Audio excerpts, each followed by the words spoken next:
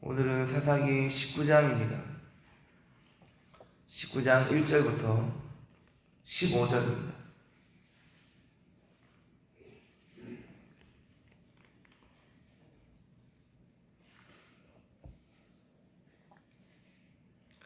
사사기 19장 1절부터 15절까지 우리 교도하고 마지막 절은 같이 읽겠습니다. 이스라엘의 왕이 없을 그때 에브라임 산지 구석에 거류하는 어떤 레위 사람이 유다 베들레헴에서 첩을 맞이하였더니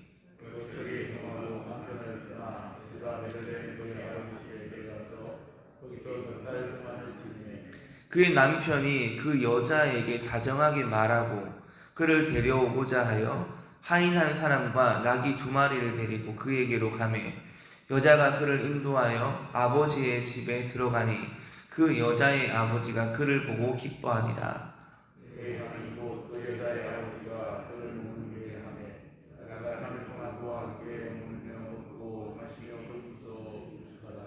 넷째 날 아침에 일찍이 일어나 떠나고자 하매 그 여자의 아버지가 그의 사위에게 이르되 떡을 조금 먹고 그대의 기력을 돋운 후에 그대의 길을 가라 하니라.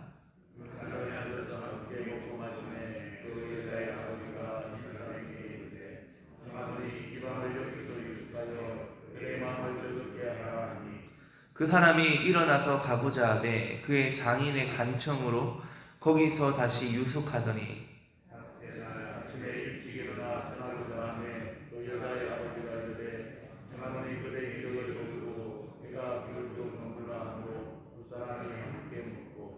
그 사람이 첩과 하인과 더불어 일어나 떠나고자 하매 그의 장인 곧 그 여자의 아버지가 그에게 이르되 보라 이제 날이 저물어가니 청하건대 이 밤도 유숙하라.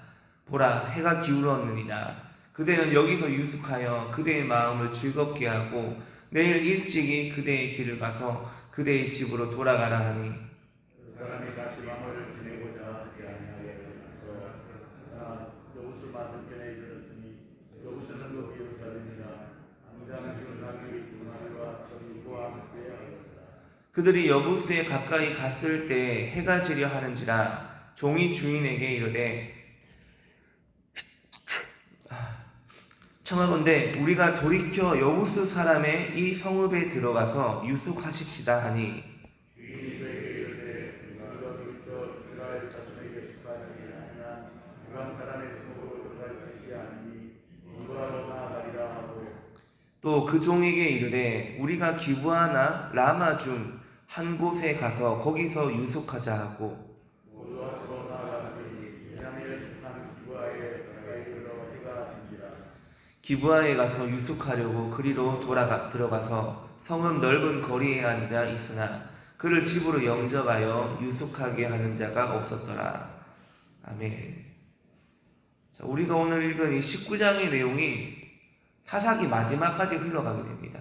그런데 우리가 앞서 살펴본 17장과 18장에 나온 이 미가 이야기가 당시 이스라엘의 종교적 타락의 단면을 보여주었다고 한다면 오늘 읽은 19장부터 나오는 레위인과 첩 이야기는 이스라엘의 사회적 혼란의 단면을 잘 보여주는 내용이라고 할 수 있습니다.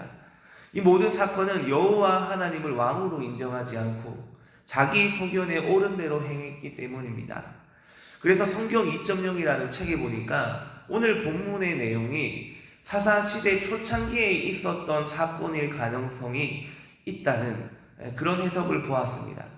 일리 있는 해석이라고 생각이 드는데 이 17장에서 살펴본 미가 이야기에 나오는 레위인 청년도 미가와 단지파의 제안을 주저없이 받아들이며 영적 감각이 무뎌졌다는 것이 드러났는데 오늘 본문의 레위인도 첩을 두었다는 부분에서 영적 지각이 많이 무뎌져 있는 것으로 보여집니다. 이 레위인이 첩을 두었다는 사실 자체가 이해하기가 어렵습니다. 본부인도 있고 첩도 따로 두었다는 그런 말인데 이 사사시대가 그만큼 엉망이었다는 것을 대변하고 있는 겁니다. 이 하나님의 말씀을 신실하게 따르며 본을 보여줘야 되는 이 레위인들이 자기 눈에 좋은 대로 지금 살고 있는 것입니다. 자신의 육신이 원하는 대로, 자신의 눈과 귀가 즐거운 대로 취하고 있는 것입니다. 이 레위인이 이 정도니까 일단 그 당시의 백성들은 어느 정도의 삶을 살았겠습니까? 그야말로 하나님은 안중에도 없고 자기 멋대로 살았을 것입니다. 이것이 바로 사사시대의 특징입니다. 우리 1절 말씀입니다. 1절 말씀 같이 읽겠습니다. 이스라엘의 왕이 없을 그때 에브라임 산지 구석에 거류하는 어떤 레위 사람이 에브라임 산지 구석에 사는 어떤 레위 사람이 베들레헴으로 내려가 첩을 맞이했다고 합니다. 오늘 본문을 유심히 읽어보면 등장하는 인물이 하나같이 이름이 없습니다. 어떤 레위 사람, 그의 첩, 그 여자의 아버지, 또 그리고 뒤에 나오는 에브라임 노인 등 모두 이름이 기록되지 않았습니다. 여러분, 이상하지 않습니까? 이것은 이 시대 당시 이스라엘 백성들이 각기 자기 소견에 옳은 대로 행한 모습을 표현하고 있는 것입니다. 어떤 레위 사람은 모든 레위 사람으로, 또 그 첩은 모든 여인은, 장인은, 객을 대접하는 모든 사람을 상징하고 있는 것입니다. 그 시대와 사회 모두가 타락하고 비인간적이었다는 것을 말하고 있는 겁니다. 그런데 2절에 보면 첩이 문제를 일으킵니다. 2절에 보면 그 첩이 행음하고 남편을 떠나 유다 베들레헴 그의 아버지 집에 돌아가서 거기서 넉 달 동안을 지내매 이 첩이 행음한 것입니다. 첩이 불륜을 저지르고 남편을 떠나 베들레헴의 아버지 집으로 가버린 것입니다. 4개월이 지난 후에 남편이 그녀를 잘 달래서 데려오려고 베들레헴으로 떠났습니다. 레위 지파는 성막 공사를 위해 하나님께 구별된 자들이기에 특별히 성결을 잘 지켜야 합니다. 그러나 본문의 레위인 가정에서 첩이 등장하고 또 그 첩은 또 음행을 저지르는 등 성적으로 타락한 모습을 보입니다. 이어서 3절부터 9절까지의 내용을 보면요, 레위 사람이 첩을 데리러 장인의 집을 찾아가자 장인이 그를 기뻐하며 그를 극진하게 대접했습니다. 장인은 하루라도 더 붙잡아 놓기 위해 애를 씁니다. 그런데 여러분, 이 장인과 사위의 대화 속에서도 이상하게 첩의 존재가 등장하지 않습니다. 그래도 사위에게는 첩이지만 장인에게는 사랑스러운 딸일 텐데 이 딸에 관한 언급은 나오지 않고 장인은 그저 사위를 하루라도 더 붙잡아 놓으려고 애를 쓰고 있습니다. 딸에게는 어떤 태도도 보이지 않습니다. 사위는 첩을 데리러 왔는데 첩과 먹고 마셨다는 그런 내용은 안 나옵니다. 음행한 사실에 대해 사과를 받는다거나 용서한다는 내용도 안 나옵니다. 그저 장인과 먹고 마신 이야기뿐입니다. 본문에 나오는 레위인 사위와 첩의 아버지는 당시 이스라엘 문화가 그러했듯이 여성을 그저 소유물로 취급한 것입니다. 레위인에게는 어쨌든 귀한 첩일 테고 장인에게는 귀한 딸일 텐데 당시의 문화에 젖어 여자를 물건 취급한 것입니다. 이것만 봐도 얼마나 이 당시가 문화적으로도 시대적으로도 타락했는지 느낄 수 있는 것입니다. 이 사위는 장인의 만류로 5째 날 오후에야 겨우 떠날 수 있게 됩니다. 11절에 보면 날이 저물 때쯤 종은 근처 여부수에서 유숙하자고 제안을 합니다. 함께 이 레위인과 동행했던 종이 이제 집으로 돌아가려고 하는데 해가 저물 때가 되니까 여부수에서 유숙하자고 제안을 합니다. 그러나 여러분 12절에 보면 주인이 그에게 이르되 우리가 돌이켜 이스라엘 자손에게 속하지 아니한 이방 사람의 성읍으로 들어갈 것이 아니니 기브아로 나아가리라 하고, 이 레위인은 자신이 이스라엘 자손이니까 이방 사람의 성읍인 여부수에 들어갈 수 없다고 거부하고 약 8km 정도 떨어진 기브아로 가기로 결정합니다. 그런데 이 부분도 참으로 아이러니한 것이 이 레위인이 레위인다운 모습이라면 당연히 이방인의 성읍인 여부스를 지나가야 할 것입니다. 그런데 레위인이 지금 레위인답습니까? 레위인답습니까?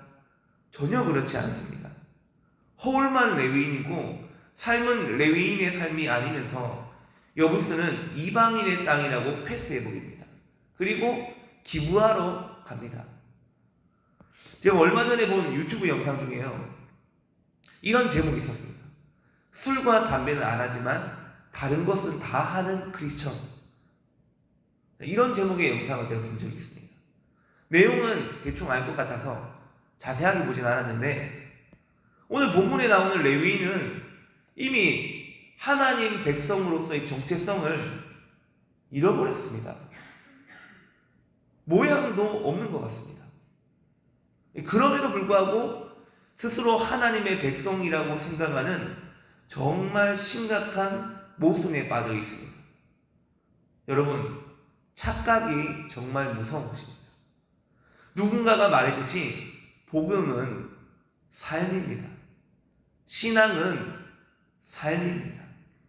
삶으로 말하지 못하면 그 신앙은 진짜 신앙이라고 말하기는 어려울 것입니다.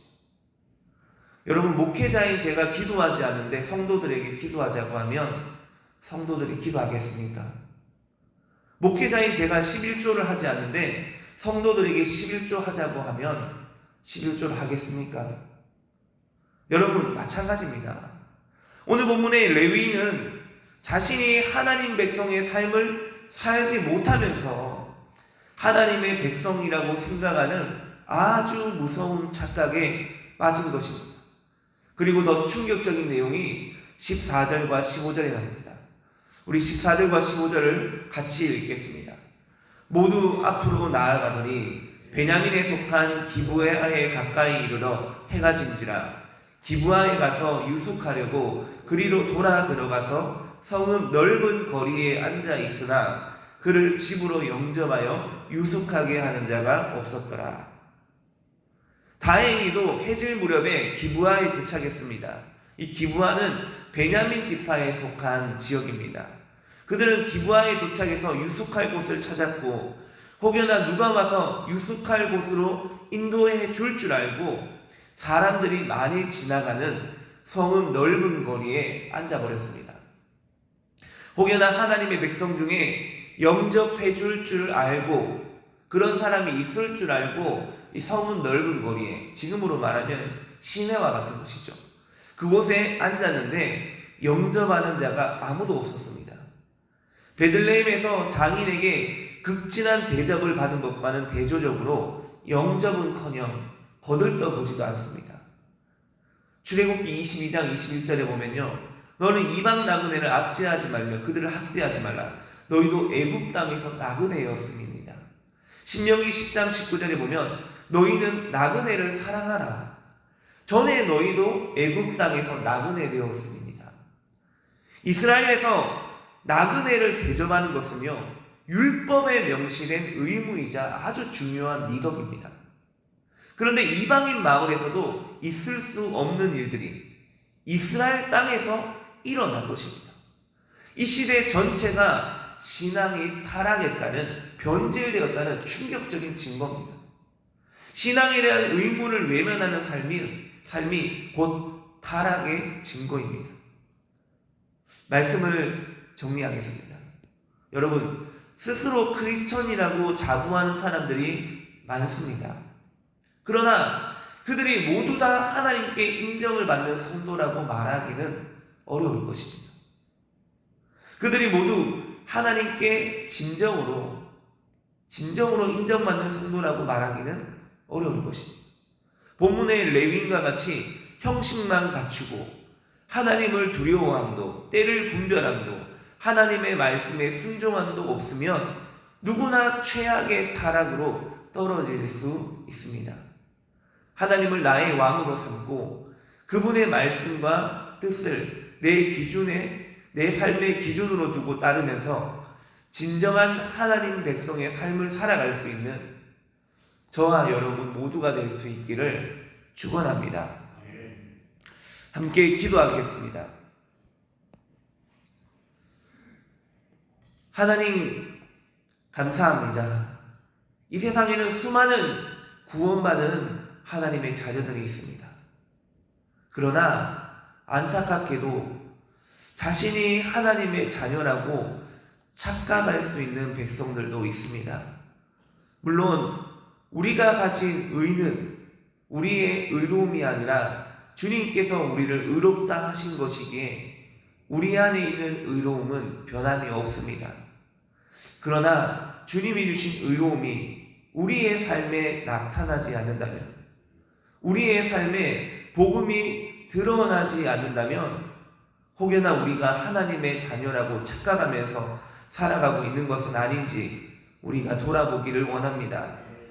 하나님, 오늘 본문에 나타난 레위인은 복음의 삶을 살아내지 못하면서 복음의 기준에 따라 의지적으로 행동하려는 모순된 삶을 보게 됩니다. 우리의 삶에 본문에 나타난 레위인과 같이 가식적인 삶의 모습은 없는지, 허울만 그윽하진 않는지 하나님 오늘 우리의 이 말씀을 통해서 돌아보는 시간이 되게 해주십시오. 그리고 혹여나 하나님 우리의 삶 가운데 하나님이 보시기에 합당하지 않은 그런 모습이 있다면 하나님 우리가 오늘 이 새벽에 돌이키기를 원합니다.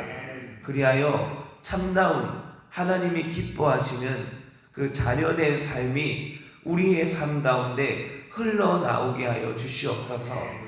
우리 안에 계신 예수 그리스도가 우리의 삶을 통해 우리의 입술을 통해 하나님 흘러나오는 그런 하루가 되게 하여 주셔서 오늘 이 하루가 주님과 동행하는 주님의 모습이 나타나는 하루가 되게 하여 주시옵소서.